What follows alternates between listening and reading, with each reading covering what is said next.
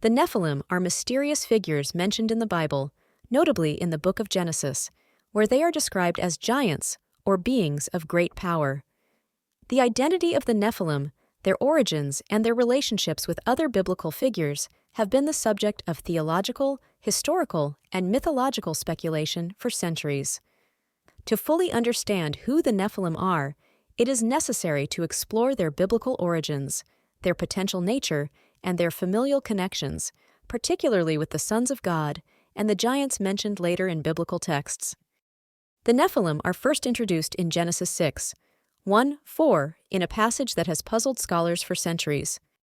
When human beings began to increase in number on the earth and daughters were born to them, the sons of God saw that the daughters of humans were beautiful, and they married any of them they chose. The Nephilim were on the earth in those days, and also afterward, when the sons of God went to the daughters of humans and had children by them. They were the heroes of old, men of renown. Genesis 6:1-4 NIV. This passage suggests that the Nephilim arose as a result of the union between the sons of God and the daughters of men. The sons of God have been interpreted in several ways. The most common interpretation is that they were fallen angels who came to earth and intermarried with human women, producing offspring who were the Nephilim. This interpretation is based on the idea that the term sons of God refers to divine or semi-divine beings, as seen in other Old Testament texts like Job 1:6, where angels are called sons of God. Alternatively, some scholars propose that the sons of God were not divine beings, but rather noble men or rulers who took common women as wives, and their children were the Nephilim, heroes or giants with extraordinary abilities. However, the angelic interpretation has remained the most prevalent, especially in later Jewish and Christian traditions. The word Nephilim comes from the Hebrew root NPL, which means to fall or fallen ones. This has led to various interpretations of their nature. Traditionally, they are seen as giants or beings of immense size and strength, often compared to figures like Goliath, the giant slain by David, though the Bible does not explicitly link Goliath to the Nephilim.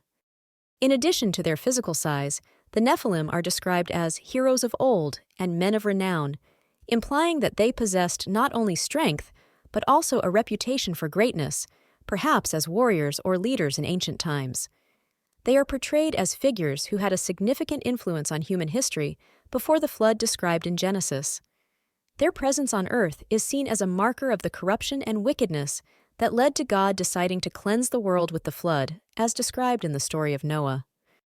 The most immediate relatives of the Nephilim are the sons of God and the daughters of men, whose union supposedly gave rise to these beings.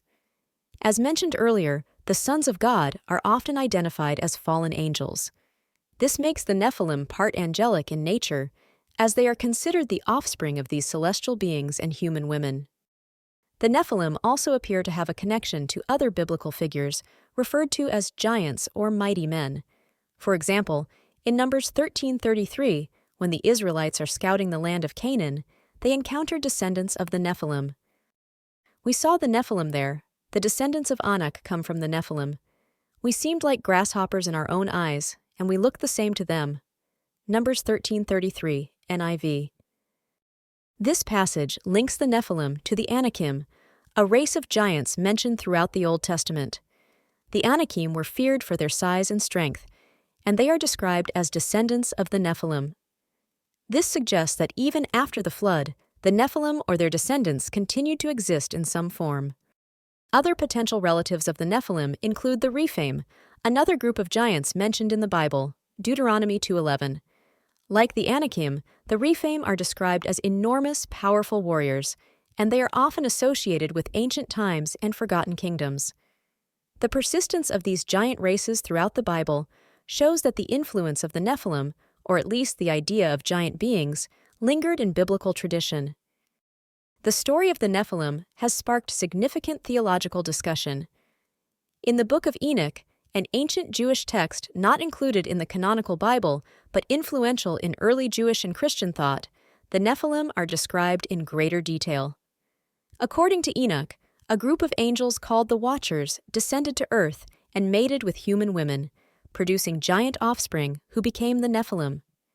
These beings corrupted the world and taught humanity forbidden knowledge, further increasing human wickedness. This more detailed account has influenced Christian and Jewish apocryphal literature. The Nephilim have also been interpreted symbolically. Some scholars argue that the story represents the blending of divine and human elements, resulting in a corruption of humanity that leads to the flood. The giants could also be seen as a metaphor for ancient rulers or warriors whose power and arrogance brought ruin upon the world. The Nephilim are one of the most enigmatic figures in the Bible, with their origins shrouded in mystery and debate. Whether seen as giants, fallen beings, or the offspring of divine and human unions, they represent a significant part of the biblical narrative, particularly in the context of the wickedness that led to the flood.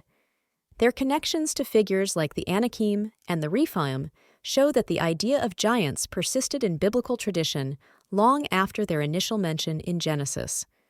Ultimately, the Nephilim serve as a reminder of the complex interplay between divine and human forces in ancient biblical thought, and their story continues to intrigue theologians, historians, and mythologists alike.